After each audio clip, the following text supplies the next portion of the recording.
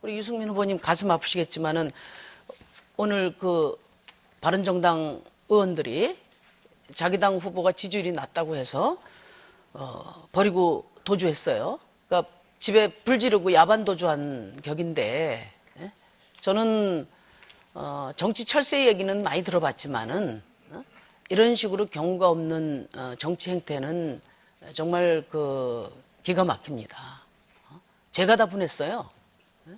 그래서 이분들한테 진짜 말씀드리고 싶어요. 그렇게 살지 마시라. 정계 은퇴하시라. 우리 유승민 후보님 힘내시라. 이런 말씀 드리고 싶습니다. 이 바른정당의 대거 탈당 그리고 유승민 후보의 어제 심경 발표를 두고 두 가지 그런데 시선이 있습니다. 심상정 후보 말대로 탈당한 의원들에게 그렇게 살지 말라라는 비판적인 의견이 있는가 하면 이 의견은 오늘 동아일보 사설에서도 나와 있는데요. 함께 보실까요, 잠깐? 그 밑에 토론 사설인데 네, 내려주세요. 괜찮습니다. 잘못 잡을 수 있어요. 예.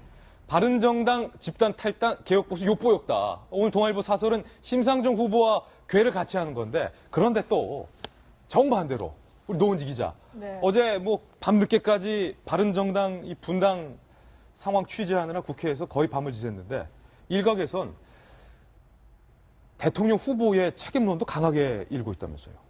그렇습니다. 사실 유승민 후보가 저렇게 자기 시간 쪼개서 내가 국민들에게 얘기를 하려고 시간 아꼈다라고 했을 때부터 좀 짠해지기 시작해서 저 말을 듣고 짠했다는 사람들이 많았는데 국민 여론을 움직이는 데는 조금 이제 뭐 어느 정도 힘을 얻었을지는 몰라도 개혁 보수의 길을 가겠다라고 하면서 계속 저는 제가 앞으로 갈 길은 이런 얘기를 했어요. 예. 근데 저 얘기를 의원들 앞에서 우리가 갈 길, 우리가 어떤 식으로 해서 당을 나왔느냐, 초심으로 돌아가자 이런 설득을 당 의원들한테 했어야 되는 게 아닐까 이런 아쉬움이 좀 남고 예. 그 점에서는 아직도 유승민 후보가 다른 뭐 어떤 사람들을 이끌고 당의 리더로서 끌고 나갈 리더십은 조금 보여주지 못하고 있다 이런 생각이 듭니다. 그러니까 지지율이 안 나오고 있는 것 그리고 의원들이 탈당을 하게끔 어찌 보면 조금은 후보로서 방치해 놓은 것이 일단 후보에게 책임이 있다.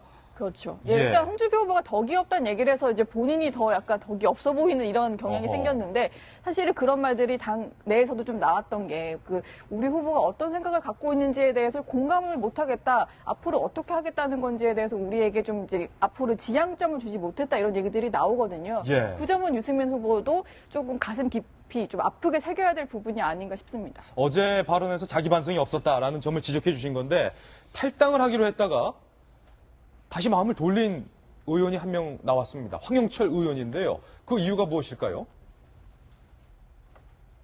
황영철 의원 어제 오전까지만 하더라도 탈당하겠다, 홍준표 후보 지지하겠다 라는 대열에 합류를 했었는데 어제 오후 늦게 입장을 바꿨습니다. 하루 정도 더 생각해보고 마음을 결정하려고 한다. 보수 단일화라는 대의 명분의 탈당을 결행했는데 이 친박 세력들이 진정성을 훼손하는 것을 보면서 이대로 한국당에 입당할 수는 없다고 생각했다. 황영철 의원이 지금 보류를 한 건데 정성희 의원님, 어제 친박의 서청원 의원이 이런 말을 했어요. 벼룩도 낯짝이 있어야지. 잠잠했던 친박이 지금 강하게 거부하고 있는 모양.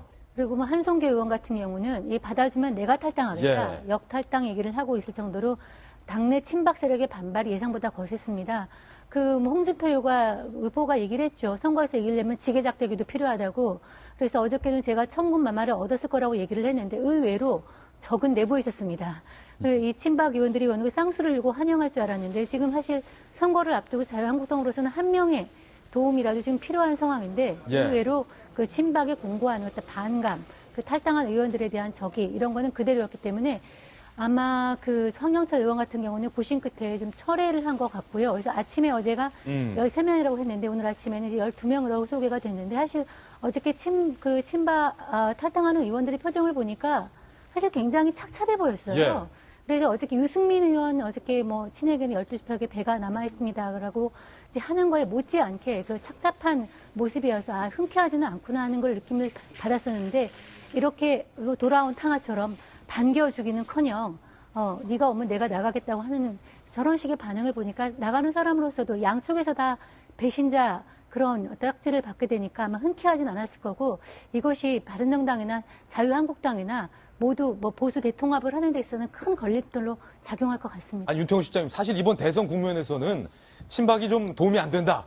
한 사람이라도 좀 가만히 있어야 된다. 뭐 이런 공감대가 친박 내부에서도 있었잖아요. 근데 갑자기 왜 이런 거죠? 그러니까요. 이제 어제 12명, 13명 이렇게 보면은 양쪽에서 압박인 거죠. 예. 친박 쪽에서 무슨 소리야. 나갈 때는 마음대로 나가도 들어올 때는 마음대로 못 들어온다. 이래가지고 홍준표 후보도 뭐 당원 당규를 따라야 되고 뭐 이렇게 주춤거리는 모습을 보이고 있고 또 거꾸로는 아까 심상정 후보를 비롯해가지고 오늘 뭐 좀 보수적인 언론들도 모두 사설로 비판을 했잖아요. 예. 이게 말이 되는 소리냐.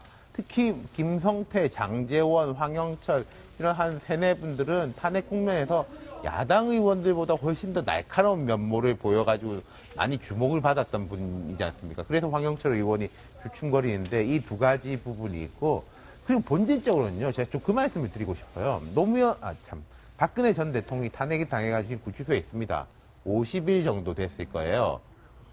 그리고 뭐 박 전 대통령에 대한 혐의라든지 이런 게 본질적으로 변한 건 없어요. 재판 기다리는 중인데 예. 이 선거가 처음에는 뭐 문재인, 안철수 이렇게 더 나은 정권 교체 뭐 이렇게 가더니 친박 의원들이 이제 갑이 됐어요. 어제 제가 여의도 가보니까 이상하게 돌아가고 있어요. 조원진 예. 후보하고 태극기 부대 수백 명이 이제 뭐 배신자를 또 배신하는 또 배신이냐라고 하면서 뭐 홍준표 예. 후보를 맹 비난을 하던데. 이른바 삼중 배신론. 예.